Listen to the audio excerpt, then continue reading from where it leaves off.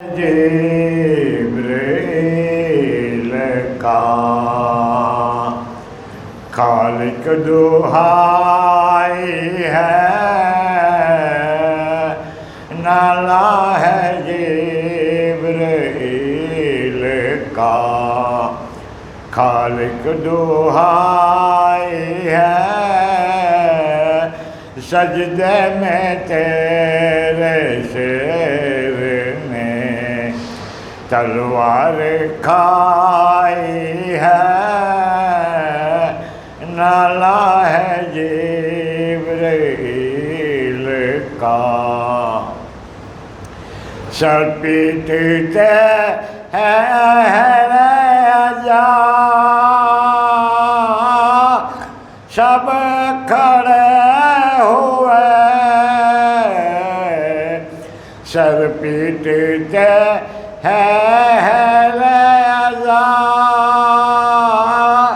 سب کھڑے ہوئے، ایک سور ہے امام نے تلوار کھائی ہے، نالا ہے جبریل کا بولے حسن حسین سے زینب جگر بھیگا، بولے حسن حسین سے زینب جگر بھیگا، سنتے ہوں میرے بابا نے تلوار کھائی ہے، نالا ہے جبریل کا خالق دہائی ہے، اللہ سے یہ کہتے تھے جنت میں فاطمہ، اللہ سے یہ کہتے تھے جنت میں فاطمہ، بچے میرے یتیم ہوئے، خالق دہائی ہے، نالا ہے جبریل کا خالق دہائی ہے، اکیسویں کو اٹھ گیا دنیا کا بادشاہ، اکیسویں کو اٹھ گیا دنیا کا بادشاہ، میت حسن حسین نے مل کر اٹھائی ہے، نالا ہے جبریل کا خالق دہائی ہے، بعد وفات شاہ گئے جن ہوا تو کیا، مولا کے روح کی طرح سی اداسی سی چھائی ہے، نالا ہے جبریل کا خالق دہائی ہے، عباس کی طرف دل زینب سے پوچھئے، عباس کی طرف دل زینب سے پوچھئے کہتا ہے بچپنا یہی پہلی جدائی ہے، نالا ہے جبرائیل کا خالق دہائی ہے،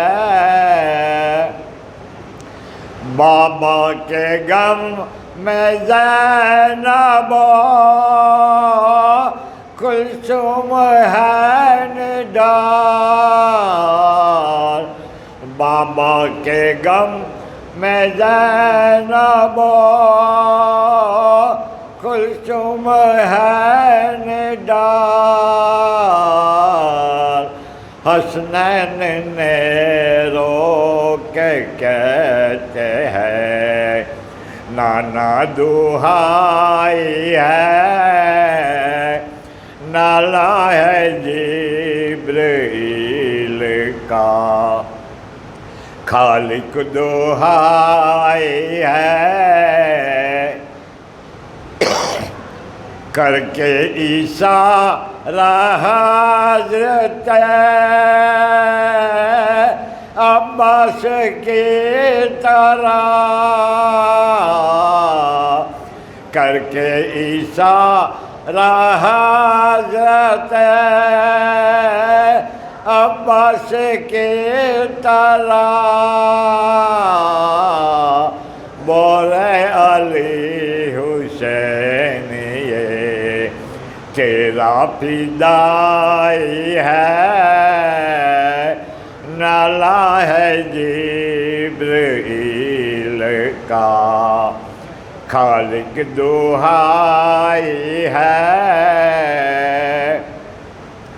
آتا نہیں ہے بیٹیا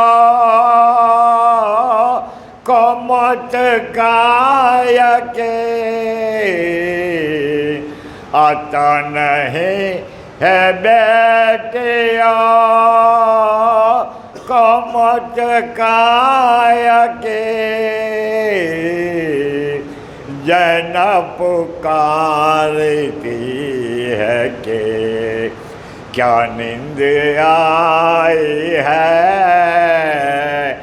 نالا ہے جبرائیل کا خالق دہائی ہے، سجدے میں تیرے شیر نے تلوار کھائی ہے،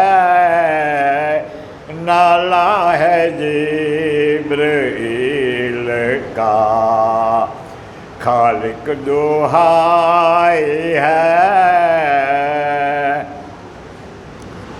ظالم نے آج سب میں امامت بجائی ہے،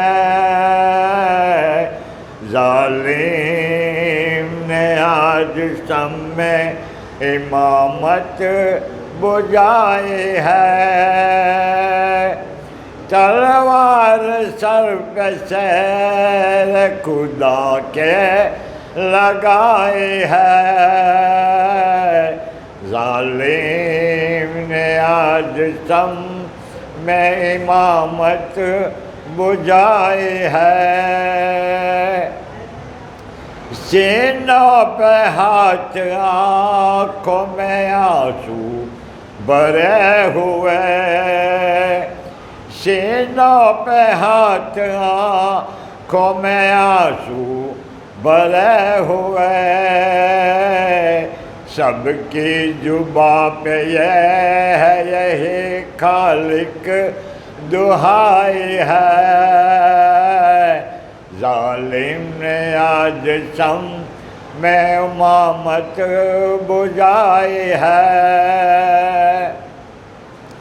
در اصل جیش کی صبح قیامت سے کم نہیں، در اصل جیش کی صبح قیامت سے کم نہیں، دنیا میں آج مومن وہ رات آئی ہے، دنیا دنیا میں آج مومن وہ رات آئی ہے، مولا ہمارا جس کو بنایا نبی نے تھا،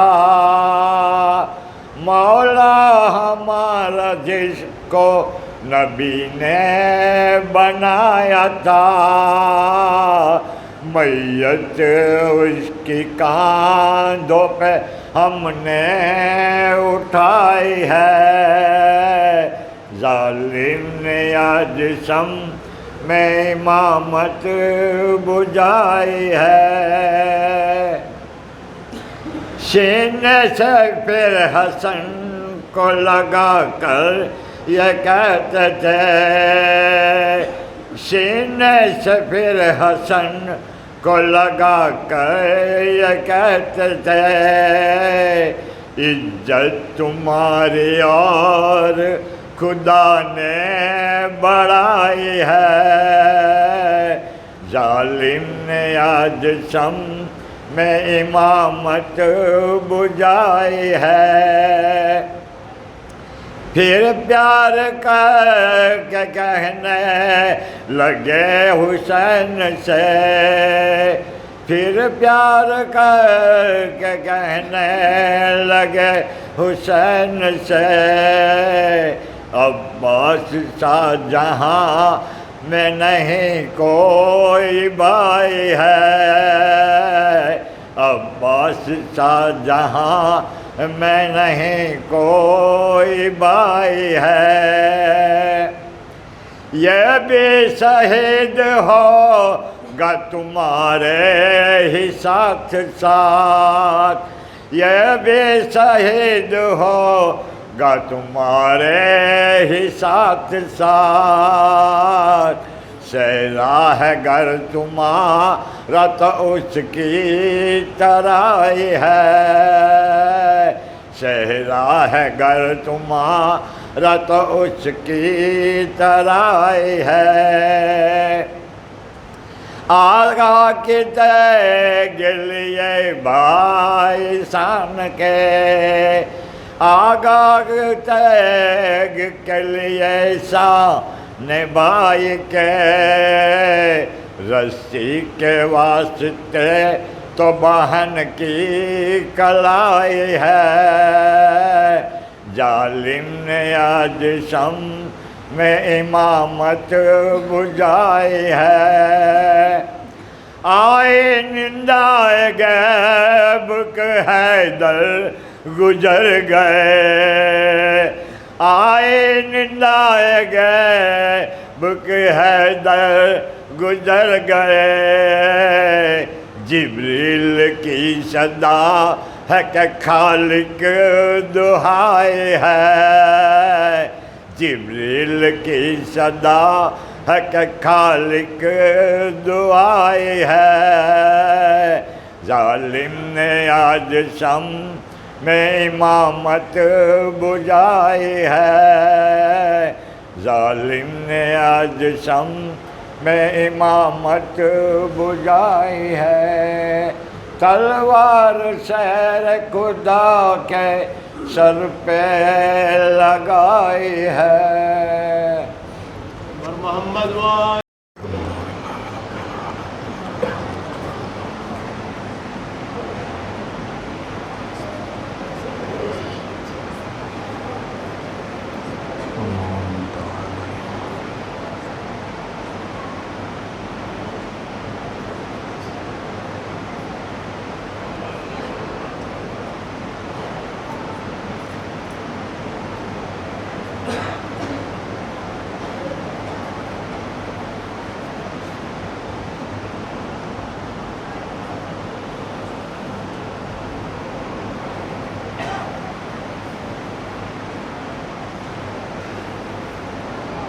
لا حول ولا قوة إلا بالله العلي العظيم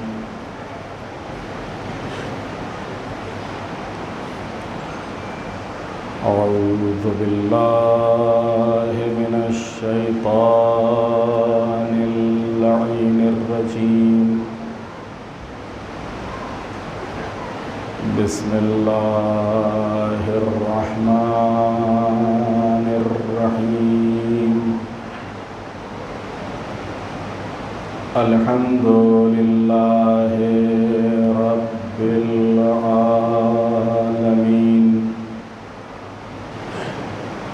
الصلاۃ والسلام علی رسولہ الکریم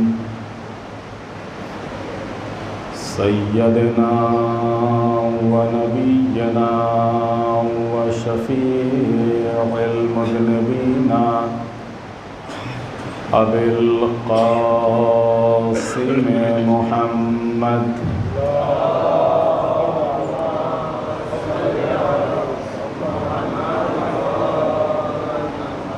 وآلہ الطیبین الطاہرین المعصومین المظلومین ولعنۃ اللہ علی اعدائہم اجمعین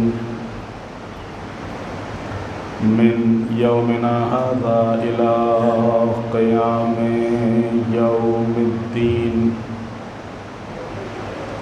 رب اشرح لی صدری ویسر لی امری واحلل عقدۃ من لسانی یفقہوا قولی اما بعد فقد فزت برب الکعبہ صلوات بھیجتے محمد وعلی محمد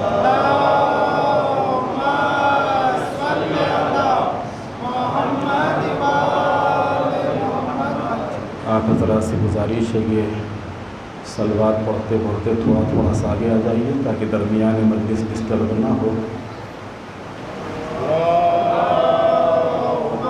پیچھے بیٹھے ہوئے افراد سے گزارش ہے آگے آ جائیں. اس سے بہتر نعرہ صلوات.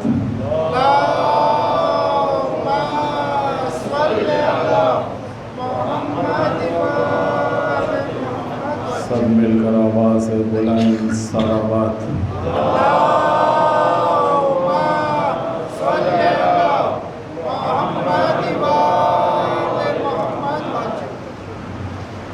امیر المؤمنین کے فرق مبارک پر جس وقت ضربت لگی تو آپ کے لبوں پر یہ جملے تھے کہ فزت برب الکعبہ، کعبے کے رب کی قسم میں کامیاب ہو گیا.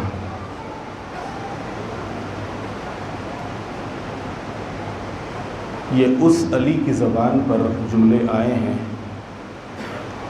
جس کی پوری زندگی کامیابیوں سے بھری ہوئی ہے اور جس کی زندگی میں ناکامیوں کا کوئی تصور ہی نہیں ہے.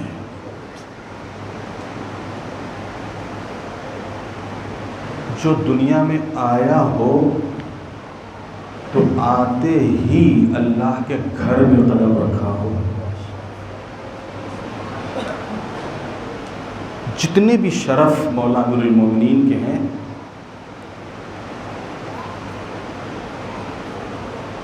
ان میں بہت سے ایسے شرف ہیں کہ جن میں امیر المومنین ہی سے مخصوص ہیں اور کسی دوسرے کو وہ شرف نہیں ملا. کسی دوسرے کو وہ شرف نہیں ملا. اور انہی شرف میں سے ایک شرف آپ کا خانہ کعبہ میں تشریف لانا، آپ کی ولادت. جس وقت جناب فاطمہ بنت اسد کے یہاں وقت ولادت قریب ہوا تو جناب فاطمہ بنت اسد بیت الشرف سے نکلی اور خانہ کعبہ کے قریب آئی اور خانہ کعبہ کے قریب آنے کے بعد اپنے شکم کو دیوار کعبہ سے مس کیا اور مس کر کے فرماتی ہیں معبود میں تیرے اوپر ایمان لائی، تیرے انبیاء پر ایمان لائی، تیری نازل کی ہوئی کتابوں پر ایمان لائی. اس بچے کے واسطے سے کہ جو میرے شکم میں ہے میری مشکل کو آسان کر دے۔ جو بچہ فاطمہ بنت اسد کی مشکل کو آسان کرنے والا ہو، اور جس بچے کا واسطہ خود ماں دے رہی ہے کہ معبود اس بچے کے واسطے سے میری مشکل کو آسان کر دے۔ اب اگر وہ بچہ کائنات کے لیے مشکل کشا بن جائے تو اس میں تعجب کی کیا بات ہے؟ ایک صلوات بھیج دے محمد والے محمد۔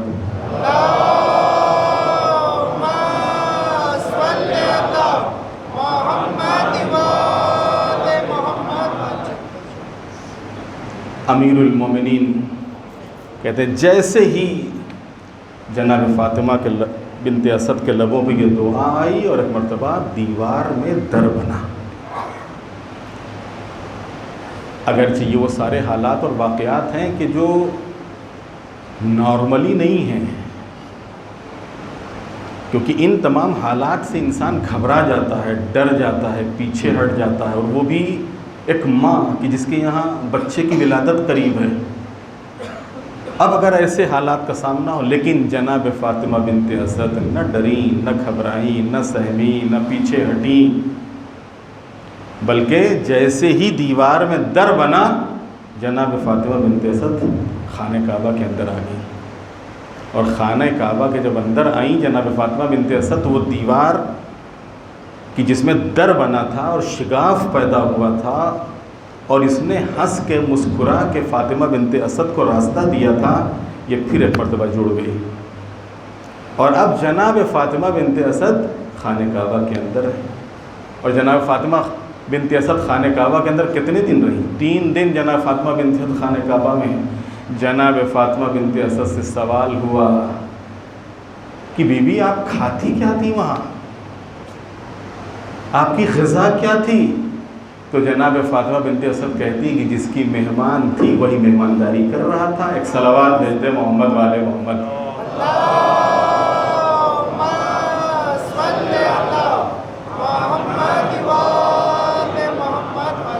جس کی مہمان تھی وہی مہمانداری کر رہا تھا، وہی غذائیں بھیجتا تھا، اور انہی غذاؤں سے ہم فائدہ اٹھاتے تھے۔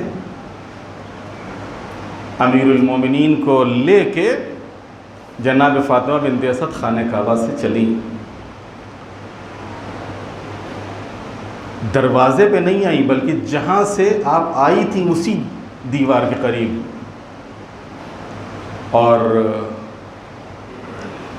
جناب فاطمہ بنت اسد جب کہتے ہیں باہر آئی ہیں تو رسول اللہ اپنے بھائی کے استقبال کے لیے پہلے موجود تھے وہاں کے اوپر۔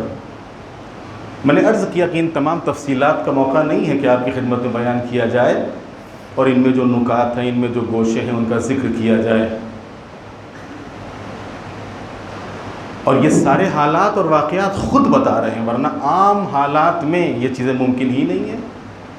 اور یہاں کے اوپر جہاں خود امیر المومنین کی فضیلت اور ان کے لیے ایک شرف ان کے لیے شرف ہے، وہیں امیر المومنین کے شرف اور فضیلت کے ساتھ ساتھ خود جناب فاطمہ بنت اسد کی فضیلت اور ان کا شرف ہے، وہیں ساتھ ہی ساتھ ایک بہت بڑا گوشہ جناب ابو طالب کے شرف کا بھی ہے۔ ایسے حالات میں انصاف سے بتائیے، ایسے حالات میں کوئی بھی کسی خاتون کو گھر سے باہر جانے دیتا ہے؟ ہر عقل مند کہے گا کہ نہیں بھائی، ایسے حالات میں کبھی بھی کوئی خاتون کو اپنے گھر سے باہر نہیں جانے دے گا۔ اگر جانے بھی دے تو کیا اکیلا جانے دے گا؟ نہیں، کم سے کم کسی خاتون کو ساتھ کر دے گا، یا خود ساتھ میں جائے گا۔ جناب فاطمہ بنت اسد خانہ کے کعبہ کے قریب آئیں، نہ جناب ابو طالب ساتھ میں ہیں، نہ بنی ہاشم میں سے کوئی خاتون ساتھ میں ہے۔ اور یہی تو جناب ابو طالب کا ایمان ہے، جس کا ایمان اس درجے کے اوپر ہو کہ جسے یہ بھی خبر ہو کہ فاطمہ کہاں جا رہی ہیں، کیوں جا رہی ہیں، کس لیے جا رہی ہیں، اور یہ کس کی مہمان ہونے جا رہی ہیں، کس کی مہمان ہونے جا رہی ہیں۔ اب اس کے ایمان کی بلندی کیا ہوگی، اس کے یقین کی بلندی کیا ہوگی۔ چنانچہ جناب فاطمہ بنت اسد خانہ کعبہ سے باہر آئیں، اور پیغمبر نے بڑھ کے امیر المومنین کو اپنی آغوش میں لے لیا۔ اب جو امیر المومنین آغوش ہے مادر سے آغوش رسالت میں آئے.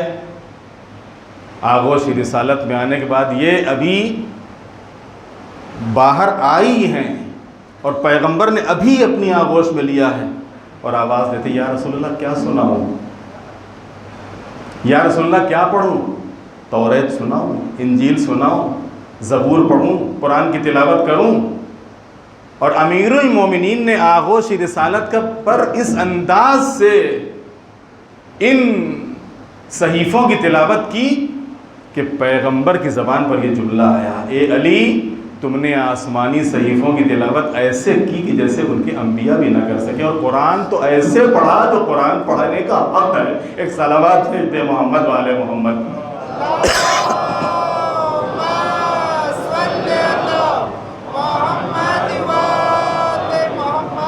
اس امیر المومنین کے جملے کو جو آخر میں مولا امیر المومنین نے فرمایا فزت برب الکعبہ, کعبے کے رب کی قسم میں کامیاب ہوا, اس کو نظر میں رکھیے گا.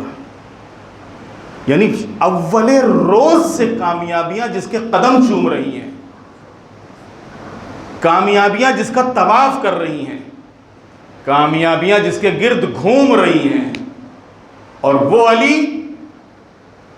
کب کہتا ہے فزت برب الکعبہ؟ جب فرق مبارک کی ضرورت لگتی ہے. امیر المومنین کا جو بچپنا ہے, امیر المومنین کا بچپنا آغوش رسالت میں گزرا ہے, کیونکہ جب سے رسول اللہ نے اپنی آغوش میں لیا تھا پھر علی کو اپنے سے جدا نہیں کیا, اور علی بھی رسالت سے الگ نہیں ہوئے, رسالت سے جدا نہیں ہوئے.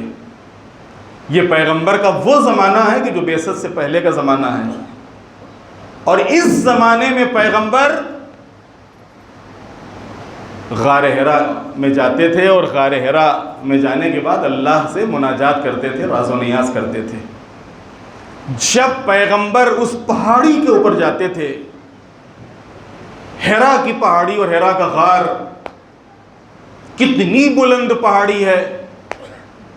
آج بھی دنیا سے جب حاجی مکے جاتے ہیں ان کی کوشش ہوتی ہے کہ اللہ اس پہاڑی کے اوپر جائیں اور وہ جگہ دیکھیں کہ جہاں کے اوپر حضور نماز پڑھا کرتے تھے, جہاں کے اوپر حضور عبادت کیا کرتے تھے, جہاں پر حضور مناجات کیا کرتے تھے, اس مقام کے اوپر جائیں, اس جگہ کے اوپر جائیں.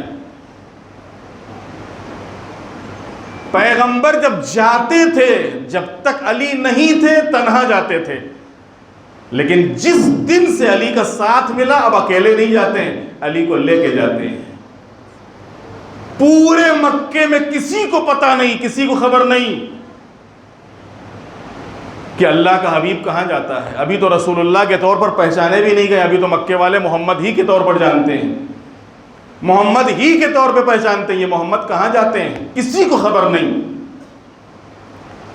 اور بس یا رسول اللہ جانتے ہیں یا علی جانتے ہیں. اور امیر المومنین کو لے کے پیغمبر غار حرا میں جاتے تھے, اور محو مناجات ہوتے تھے, شام ہوتی تھی پھر آپ واپس آ جاتے تھے. چنانچہ جس وقت پیغمبر کے سر مبارک پر تاج رسالت رکھا گیا ہے, یعنی پہلی وحی آئی ہے, اس پہلی وحی کا منظر امیر المومنین نے خطبے میں بیان فرمایا. نہج البلاغہ میں خطبہ موجود ہے کہ جس وقت امیر المومنین کو لے کر پیغمبر غار حرا میں پہنچے ہیں, 27 رجب المرجب, اور پیغمبر تشریف فرما ہے کہ اسی درمیان جناب جبرائیل ملائکہ کے ہمراہ تشریف لائے, اور یاقوت و زمرد سے جڑی ہوئی ایک کرسی لا کر رکھی, اور ایک مرتبہ رسول اللہ کی خدمت میں عرض کرتے ہیں یا رسول اللہ کہہ کر, یا رسول اللہ تشریف فرمائیے, تشریف رکھیے. پیغمبر ختمی مرتبہ اس کرسی پہ تشریف فرما ہوئے, اور پھر وہ 5 آیتیں سورہ اقرا کی, شروع کی 5 آیتیں, یہ سب سے پہلے جناب جبرائیل نے اللہ کی طرف سے پیغمبر کی خدمت میں پیش کی کہ آپ ان کی تلاوت کیجئے. اور پیغمبر نے سب سے پہلے سورہ اقرا کی ان 5 آیتوں کی تلاوت فرمائی، اقرا بسم ربک الذی خلق۔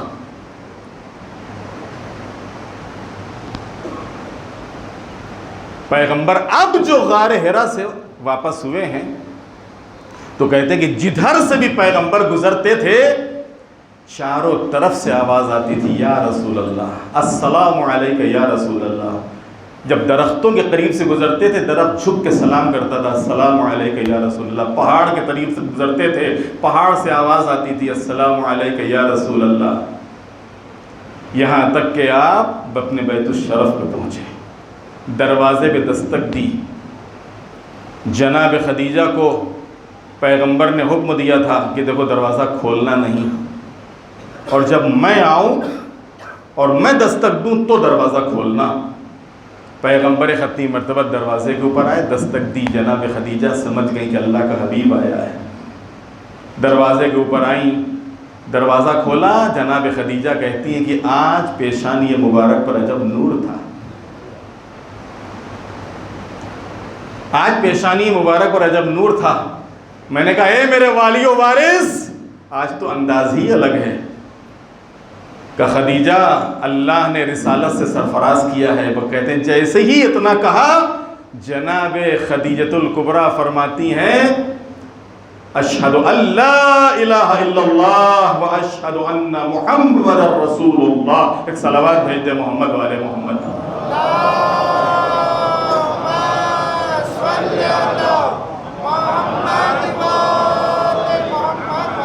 اور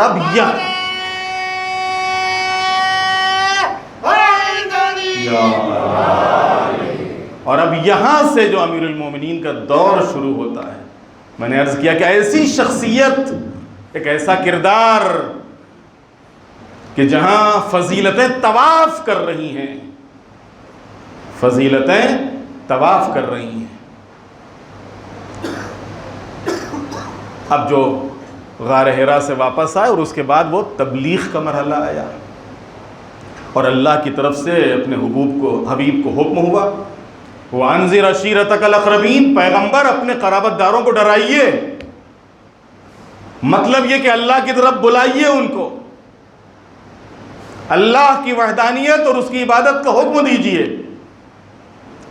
چنانچہ پیغمبر نے امیر المومنین کو طلب کیا۔ ظاہر سی بات ہے کہ بڑا اہم پیغام تھا، اور جو حالات پیغمبر کے سامنے تھے ان حالات میں یہ پیغمبر ہی کا حقیقت میں جگر تھا، اور یہ پیغمبر ہی کی ہمت تھی کہ پیغمبر نے، بھلے وہ قبیلے کے افراد تھے، خاندان کے افراد تھے، لیکن ان قبیلے والوں کے سامنے، ان خاندان والوں کے سامنے ایک ایسے خدا کا تعارف اور ایک ایسے خدا کی وحدانیت کا اقرار کہ جہاں مختلف خداؤں کی پرستش ہو رہی تھی، مختلف خداؤں کی عبادت ہو رہی تھی، اور ان کو بلانے کے بعد، ان کی دعوت کا اہتمام اور انتظام کرنے کے بعد پیغمبر نے تیسرے دن خطبہ دیا۔ کیونکہ میں تفصیل کے بجائے بس ایک چاہتا ہوں کہ امیر المومنین کی زندگی کا ایک خاکہ آپ کی خدمت میں پیش کر دوں، اور اس سے اندازہ ہو کہ وہ شخصیت کی فضیلتیں جس کے گرد طواف کر رہی ہیں، اس شخصیت نے زندگی کے کسی موڑ پہ نہیں کہا کہ میں کامیاب ہو گیا، لیکن جس وقت صبح 19 رمضان کو فرق مبارک پر ضربت لگی تب علی کے لبوں پر آیا، آج میں کامیاب ہو گیا۔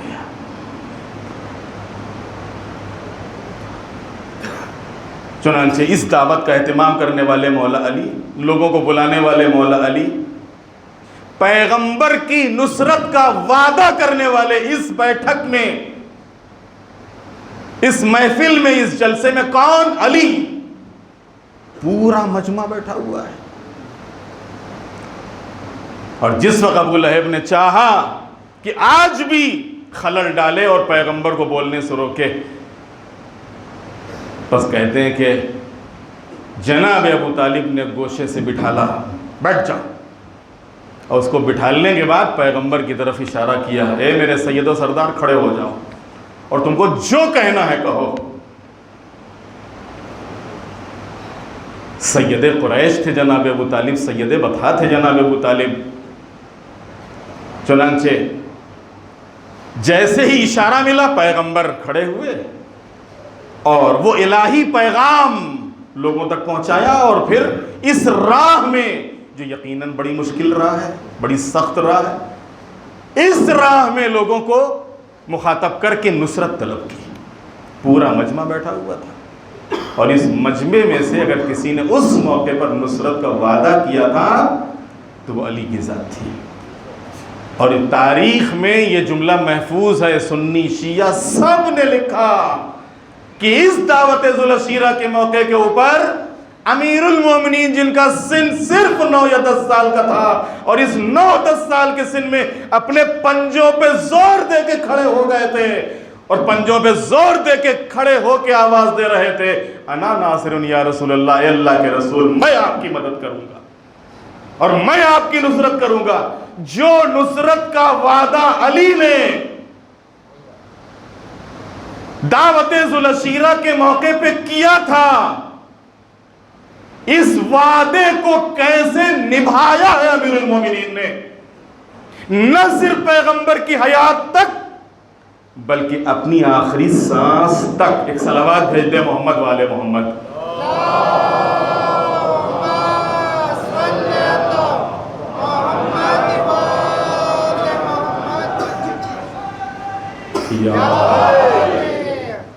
اس وعدے کو کیسے نبھایا ہے مولا امیر المومنین نے۔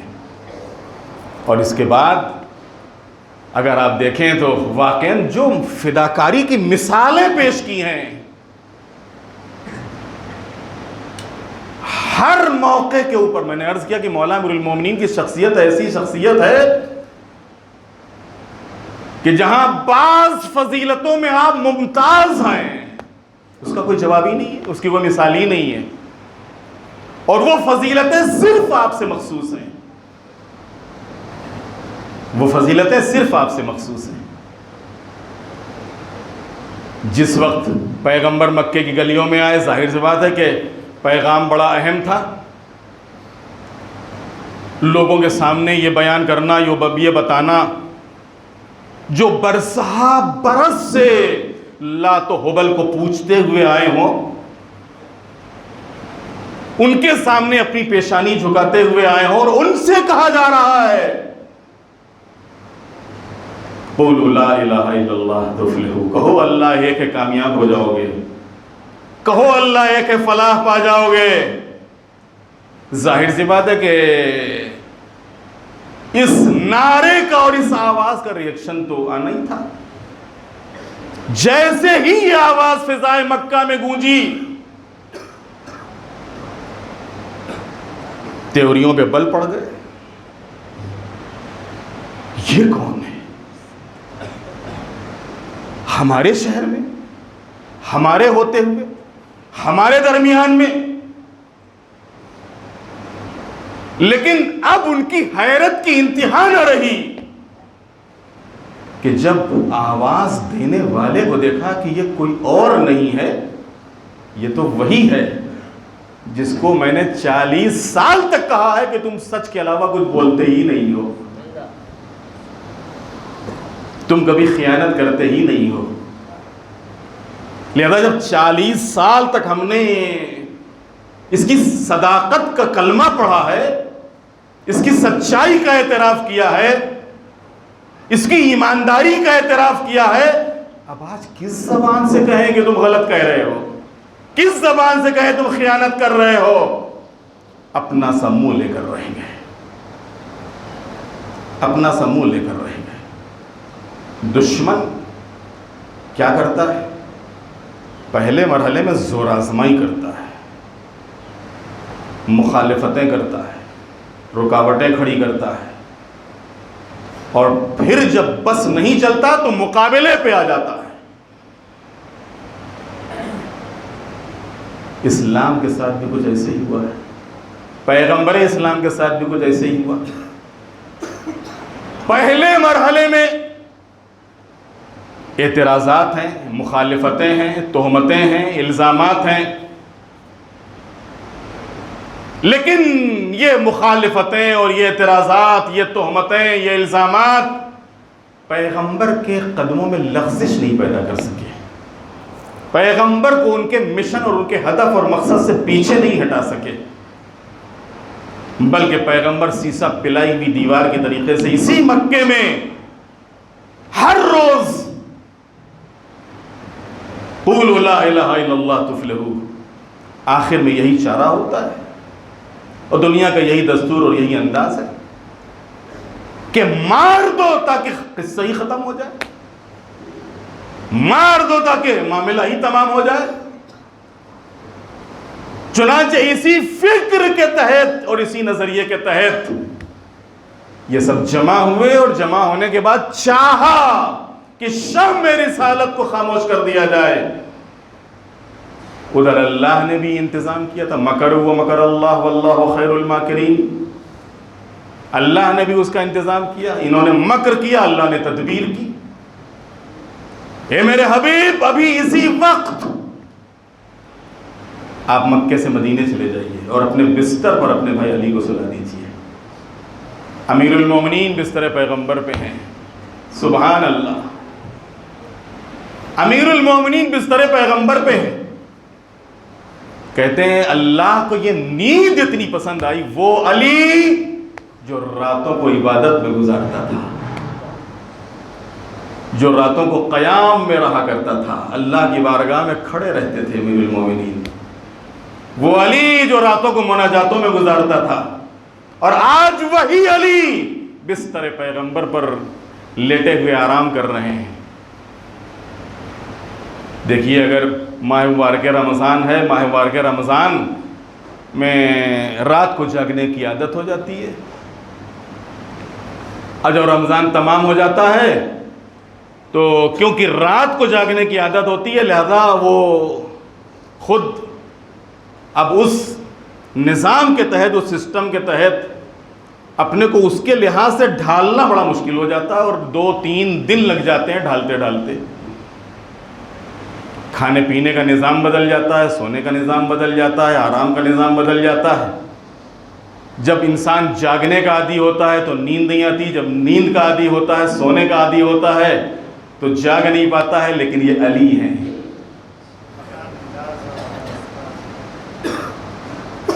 ہمارے یہاں یہ ساری چیزیں ہوتی عادت کی بنیاد پر، علی کے یہاں یہ ساری چیزیں ہوتی عبادت کی بنیاد پہ۔ ایک صلوات بھیج دے محمد والے محمد۔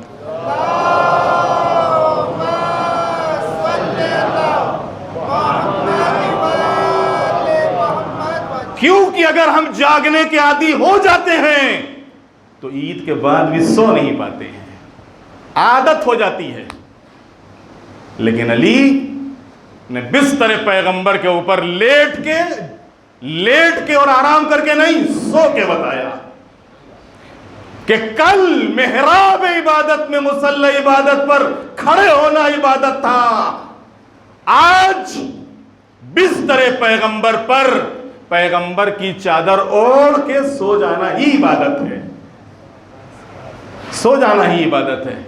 اور اسی کو تو کہتے ہیں ذمہ داری کا احساس، کہ انسان کو یہ پتا ہونا چاہیے کہ ہماری ذمہ داری کہاں پہ، کب، کیسے، کیا ہے۔ ہو سکتا ہے کبھی کبھی ایسا کوئی مورد آ جائے، ایسا کوئی معاملہ آ جائے کہ جہاں کے اوپر جو عبادت انسان انجام دے رہا ہے، جو عمل انجام دے رہا ہے، اس سے بھی زیادہ اہمیت والا کام سامنے آ جائے۔ اب اس موقع کے اوپر شریعت بھی یہی کہتی ہے، مثلا کسی کی جان بچانا ہے، کسی کی جان خطرے میں ہے، ایک طرف مصلی عبادت ہے، ایک طرف جان جا رہی، اب کیا کریں گے؟ شریعت کہہ رہی مصلی چھوڑو، جاؤ اس کی جان بچاؤ۔ امیر المومنین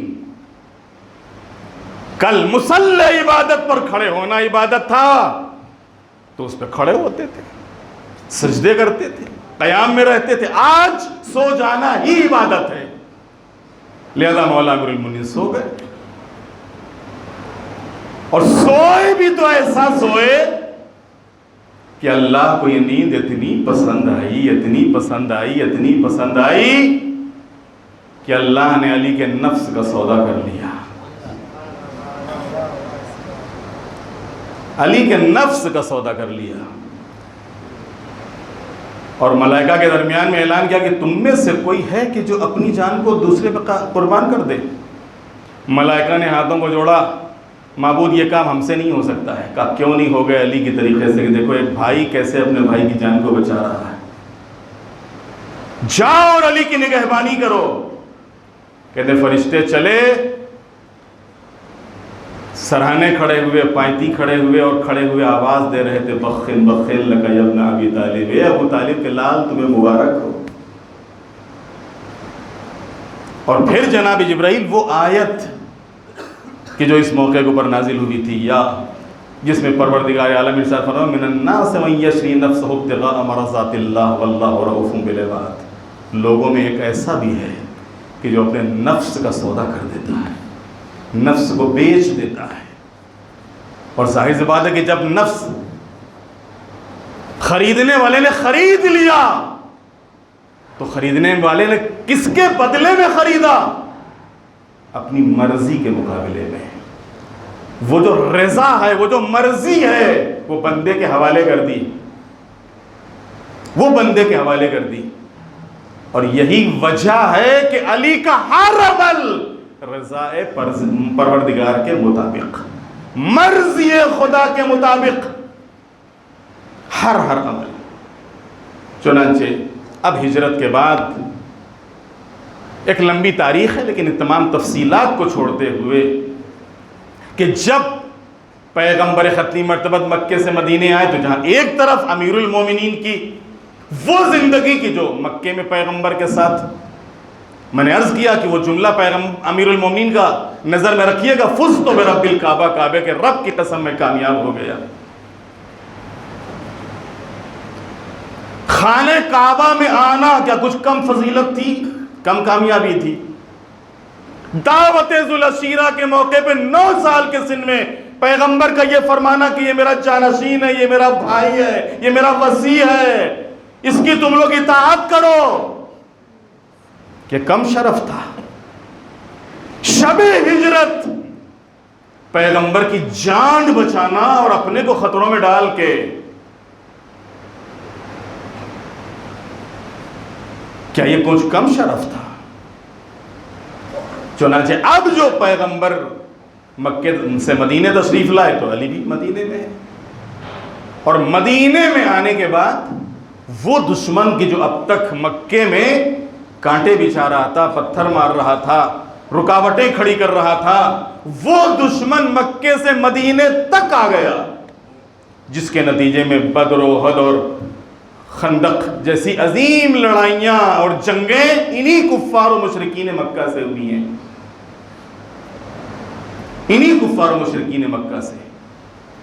اور جب ان جنگوں سے، کیونکہ یہ جو تیسری یا یوں کہوں کہ ویسے درمیان میں اور بھی چھوٹی چھوٹی جنگیں ہیں، لیکن کفار و مشرکین مکہ سے جو آخری جنگ ہوئی ہے وہ یہ جنگ احزاب ہے، جس کو جنگ خندق کہا جاتا ہے۔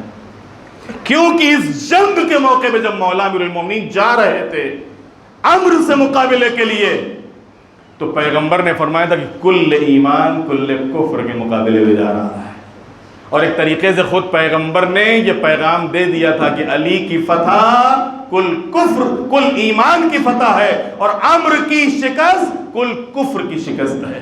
اور وہی ہوا بھی کہ جنگ احزاب، جنگ خندق کے بعد پھر ان مشرکینوں کفار و مشرکین مکہ میں سے کسی کی ہمت نہیں ہوئی کہ وہ سر اٹھاتا۔ اس کے بعد جتنی بھی جنگیں ہوئی ہیں، یہود سے ہوئی ہیں، نصارہ سے ہوئی ہیں، رومیوں سے ہوئی ہیں، ایرانیوں سے ہوئی ہیں، باقی خود کفار و مشرکین مکہ سے کوئی جنگ نہیں ہوئی۔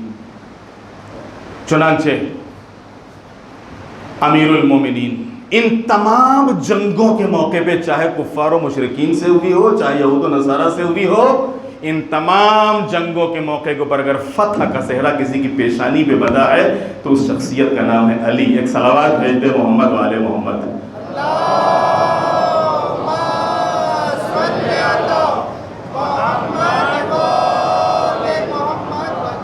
اس شخصیت کا نام ہے علی. اور انہی تمام جنگوں کے بعد جب پیغمبر کو قدرے اطمینان ہوا اور اسلام تقریباً عرب کی سرحدوں کو پار کر چکا تھا، اور عرب کی سرحدوں کو پار کر کے یورپ اور افریقہ اور ادھر سندھ تک آوازیں سنائی دینے لگی تھیں، تو اس موقع پر جب پیغمبر آخری حج سے واپس ہو رہے تھے تو اللہ کے حبیب کو حکم ہوا، یا ایھا الرسول بلغ ما انزل الیک من ربک. پیغمبر آپ اس پیغام کو پہنچائیے کہ جو آپ پر نازل کیا جا چکا. اگر آپ نے یہ نہ پہنچایا تو گویا کار رسالت انجام نہ دیا.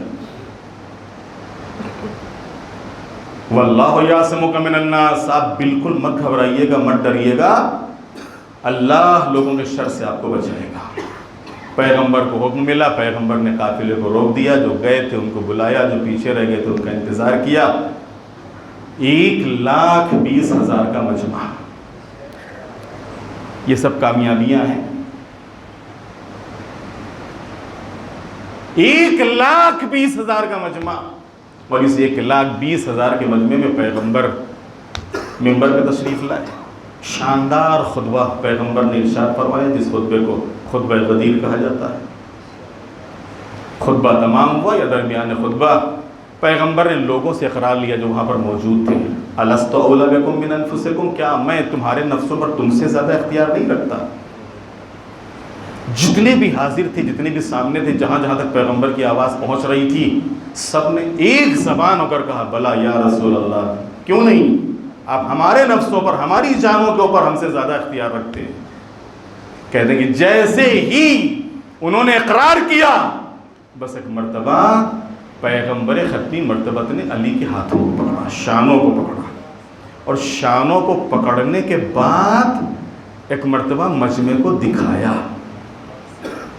مجمع کو دکھایا، اور مجمع کو دکھانے کے بعد پھر پیغمبر نے فرمایا، اللہ میرا مولا ہے، میں مومنین کا مولا ہوں. فمن کنت مولا ہو فہذا علی المولا، جس کا میں مولا ہوں اس کا علی مولا ہے. ایک صلوات بھیج دے محمد والے محمد.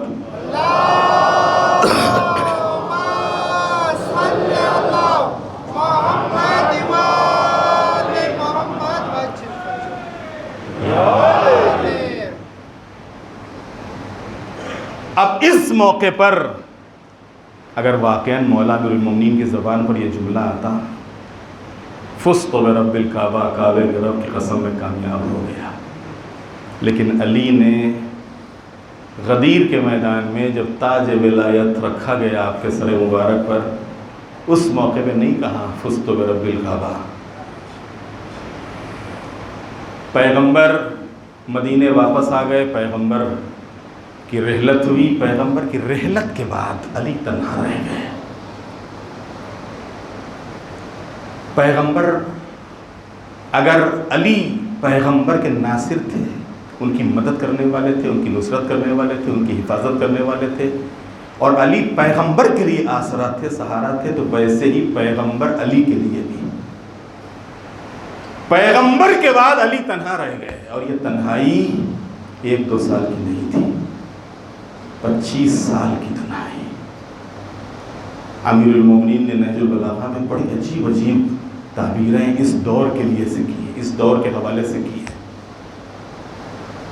کہ جہاں کے اوپر جوان بوڑھا ہو جائے. یہ تعبیر ہے مولا امیر المومنین کی، ان حالات میں جوان بوڑھا ہو جائے.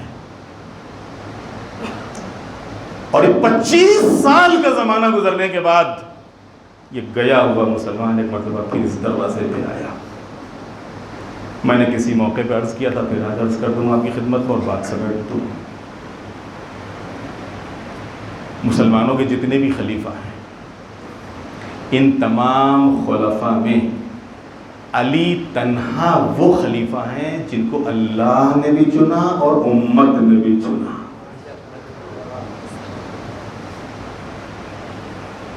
اگر امت کہتی کہ وہ چناؤ سے خلیفہ بنے گا، چناؤ سے خلیفہ بنے گا، چناؤ سے خلیفہ بنے گا، علی نے پہلے ہی دن کہہ دیا تھا کہ ہم کو تمہارے چناؤ کی ضرورت ہی نہیں ہے. ظاہر سی بات ہے کہ چناؤ اس کا ہو جس کو چنا نہ گیا ہو اور جس کو اللہ نے پہلے ہی چن لیا ہو، تو بندے اس کو کیا چنیں گے؟ لہذا امیر المومنین کی شخصیت ایک ایسی شخصیت ہے کہ جس کو اللہ نے بھی منتخب کیا اور بندے بھی آئے۔ امیر المومنین کے ہاتھ پہ بیعت ہوئی۔ یہ جو بیعت کرنے والے تھے ان میں ہر طریقے کے تھے، جو امام کو امام ماننے والے تھے ان کو آج بیعت کرنے کی ضرورت ہی نہیں تھی۔ نہیں معلوم میری بات آپ کے ذہنوں تک پہنچی کہ نہیں پہنچی؟ بھائی جو علی کو امام مانتے تھے اور اب تک غدیر سے لے کے اب تک مانتے چلے آئے تھے، ان کو بیعت کرنے کی ضرورت ہی نہیں تھی۔ یہ بیعت تو وہ کرنے آئے تھے کہ جنہوں نے علی کو چھوڑ دیا تھا، جنہوں نے علی کو چھوڑ دیا تھا۔ اب کن امیدوں کے ساتھ آئے تھے؟ کیا سوچ کے آئے تھے؟ ظاہر سی بات ہے کہ جب معرفت نہیں ہوتی ہے، شخصیت کی معرفت، کردار کی معرفت، تو نتیجہ یہی ہوتا ہے، انسان ٹھوکر کھا جاتا ہے، بہک جاتا ہے، گمراہ ہو جاتا ہے۔ پروپیگنڈوں کا شکار نہ ہو عزیزوں، میرے بچوں، میرے نوجوانوں، جوانوں، پروپیگنڈوں کا شکار نہ ہو۔ سمجھنے کی کوشش کرو، پڑھنے کی کوشش کرو۔ دنیا بہت چھوٹی ہو چکی ہے، سب کچھ ہمارے پاس موجود ہے۔ واٹس ایپ یونیورسٹی سے نکل کے ذرا سا علماء سے معلومات کرو۔ خود اپنے طور پر جو معتبر سائٹیں ہیں علماء کی، مراجع کی، ان علماء اور مراجع کی سائٹوں پہ جاؤ، ان کی تاریخ پڑھو، ان کا کردار پڑھو، ان کا اخلاق پڑھو، تب پتہ چلے گا کہ وہ شخصیت کیسی تھی جس کو ہم مان رہے ہیں، جس کو ہم قبول کر رہے ہیں، جس کی ہم بات کر رہے ہیں، جس کے بارے میں پروپیگنڈا ہو رہا ہے۔ وہ کیا ہے، کون تھی شخصیت؟ لیکن بہکو نہیں، ادھر ادھر نہ منہ مارو، ورنہ یاد رکھو کہ وہ دن دور نہیں کہ انشاءاللہ حجت آخر آئے گا۔ کہیں ایسا نہ ہو کہ ہم بہک جائیں اور حجت آخر کے سامنے سوائے شرمندگی کے کچھ نہ ہو۔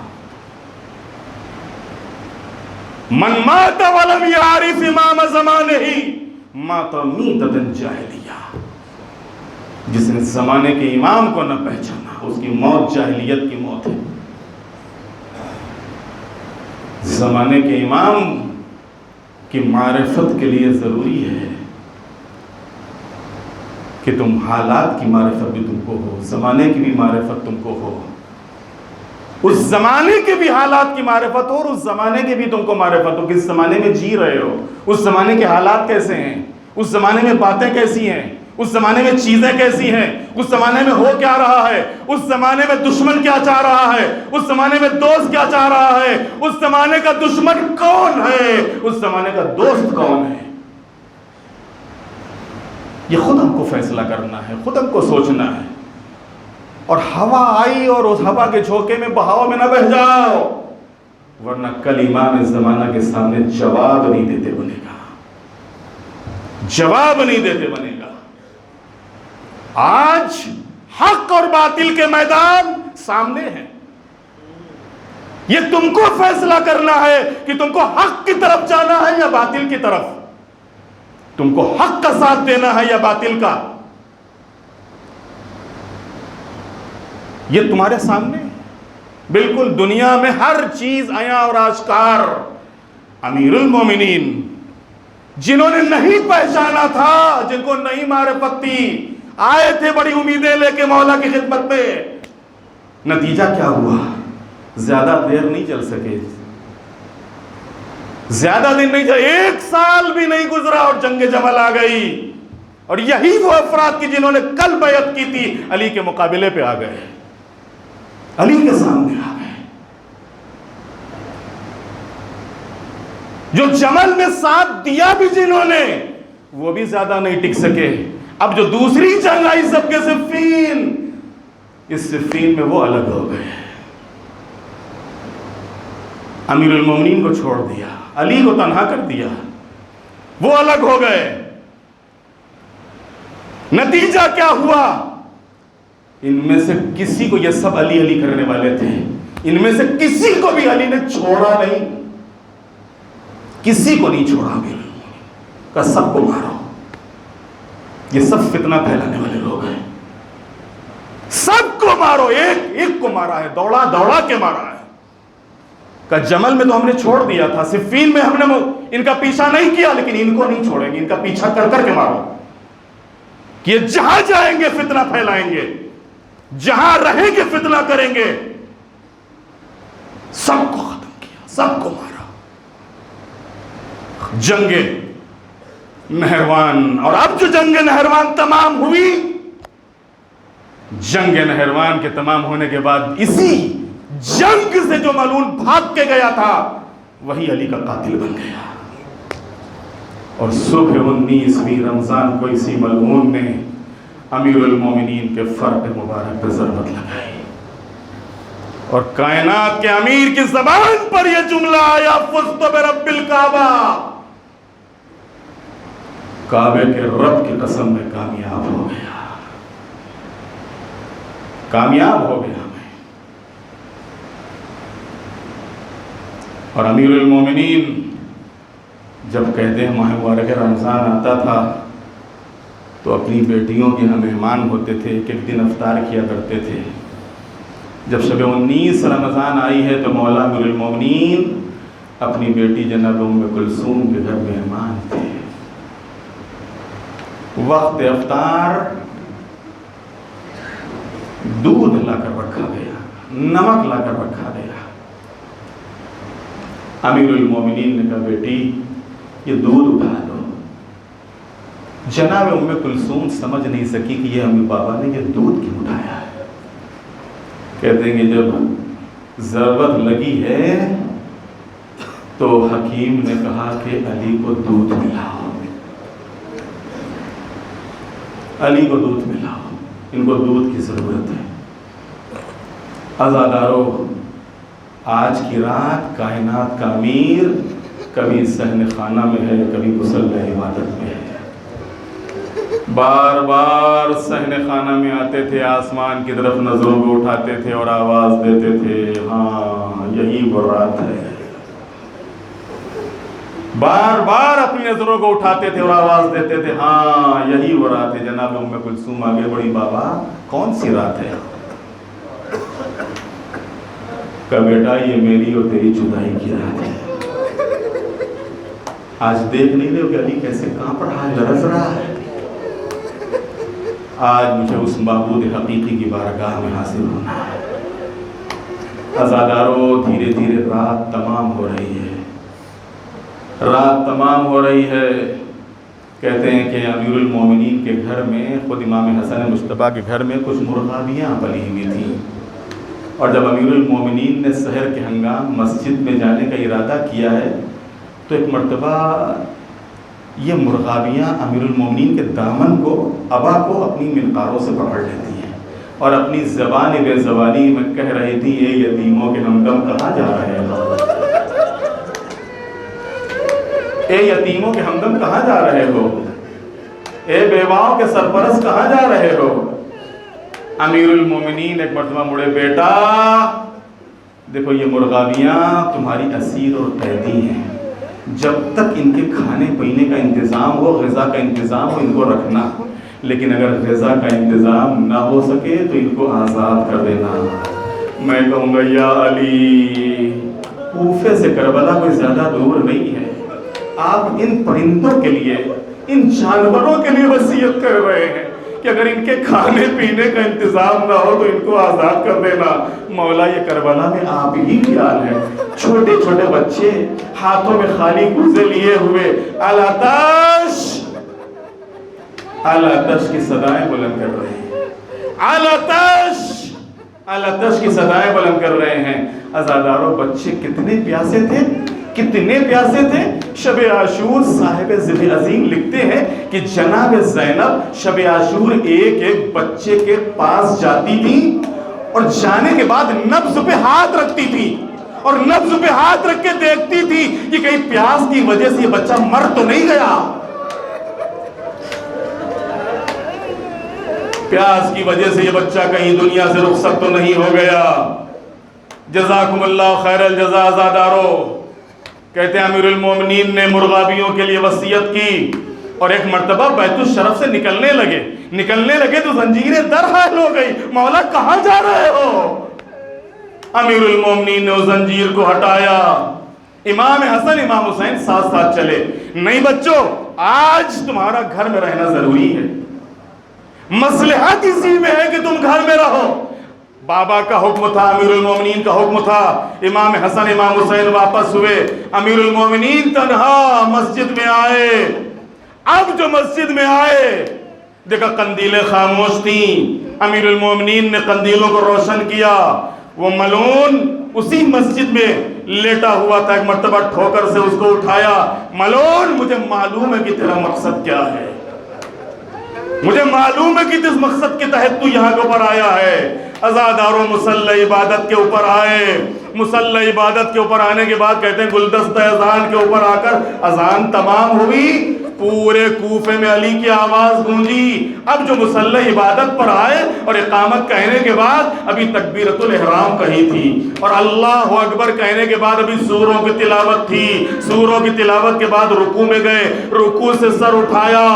عزاداروں پہلی رکعت کا پہلا سجدہ یہ ملعون ایک مرتبہ آگے بڑھا اور فرق مبارک پر ایسی ضربت لگائی کہ ایک مرتبہ شاگرد نے استاد کی شہادت پہ مرثیہ پڑھا، لَتَحَتَّمَتْ وَاللَّهِ أَرْكَانَ الْهُدَى قَدْ قُتِلَ عَلِيٌّ الْمُرْتَضَى۔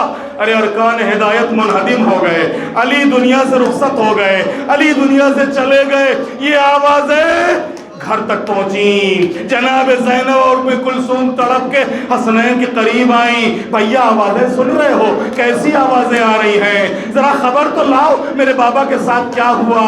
میں کہوں گا بی بی یہ کوفہ ہے، آج علی کے سر پہ ضربت لگی، حسین کو خبر لینے کے لیے بھیج دیا، حسن کو خبر لینے کے لیے بھیج دیا، لیکن جب کربلا کے میدان میں حسین کے گلے پہ خنجر ہوگا، ارے اس موقع پہ کون ہوگا کہ جو حسین کی سنانی دے؟ عجب نہیں زینب کہے کہ میں خود آ جاؤں گی اور ایک بلندی پہ آ کے عمر سعد کو آواز دوں گی، یا ابن سعد میرا ماجایا ذبح ہو رہا ہے اور تو کھڑا دیکھ رہا ہے۔ جزاکم اللہ خیر الجزا عزادارو۔ کہتے ہیں امام حسن اور امام حسین مسجد کی طرف چلے اور اب جو مسجد میں آئے ہیں تو عجب منظر تھا، عجب حالت تھی۔ امیر المومنین مسجد کی خاک اٹھا کے اپنے زخم پہ لگا رہے تھے۔ حسن بیٹا نمازیوں کی نماز تمام کراؤ۔ نماز تمام ہوئی، امیر المومنین کو مصلی پر رکھا گیا، مصلی پر لٹا کے ایک مرتبہ بیت الشرف کی طرف چلے۔ کہتے جیسے ہی گھر قریب آیا ہے ایک مرتبہ علی نے کہا بیٹا حسن، بیٹا حسین، ارے ان آنے والوں سے کہہ دو کہ اپنے اپنے گھروں کو چلے جائیں۔ ارے گھر میں میری بیٹی زینب، گھر میں میری بیٹی ام کلثوم، میں کہوں گا یا علی یہ 40 ہجری کا کوفہ ہے، ارے آج آپ جو بھی وصیت کیجئے اس وصیت پہ عمل ہو جائے گا، لیکن جب 60-61 ہجری کا کوفہ ہوگا، ارے یہی آپ کی بیٹیاں ہوں گی، یہی زینب و ام کلثوم ہوگی، سر پہ چادر نہ ہوگی، ہاتھ پس گردن بندے ہوں گے، کوفے کا بازار ہوگا، ابن زیاد کا دربار ہوگا، آپ کی بیٹیاں کوفے میں کھڑی ہوں گی۔ بابا ایک وہ دن تھا کہ جب آپ ہمارے مہمان ہوئے تھے، اے بابا اٹھو تو دیکھو آج زینب و ام کلثوم تمہاری مہمان ہوئی ہے، لیکن آج کس عالم میں آئے ہیں؟ سر پہ چادر نہیں ہے، ہاتھ پسے گردن بندے ہوئے ہیں، چاروں طرف دشمنوں کا نرغہ، نامحرموں کا مجمع۔